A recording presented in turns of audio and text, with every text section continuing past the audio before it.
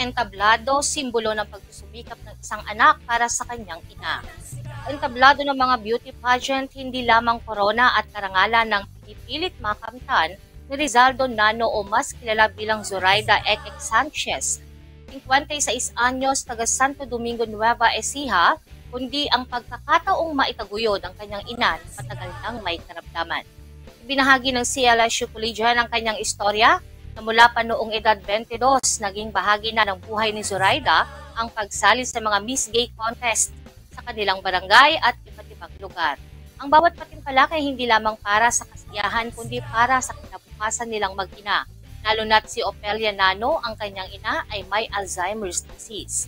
Upang matuspusan ang kanilang pangangailangan, nagtinda ng gulay at nagsaka si Zoraida, habang ang pageantry naman ang nagsilbing pangunahing paraan upang makalikom ng dagdag na kita.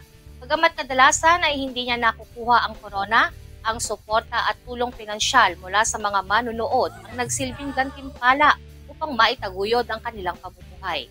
Subalit hindi naging madali ang kanyang landas dahil noong 2010 matapos umuwi mula sa isang pageant, nakaranas siya ng karahasan mula sa sariling lolo na nagtulak sa kanyang lumisan at magpalaboy-laboy sa Maynila. Pagkalipas ng 8 taon, muling nasilayan siya ng kanyang pamilya sa telebisyon nang lumahok sa segment na Miss Q&A ng It's Showtime. Mula noon, muling nakapiling ni Zoraida ang kanyang ina at siya na ang pangunahing nag-aalaga rito.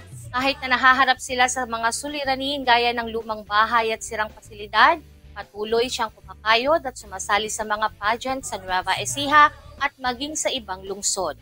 Para kay Zoraida, higit pa sa anumang korona, ang kanyang ipinaglalaban, ang pagmamahal at katapatan sa isang inang kailanman ay hindi niya iniwan.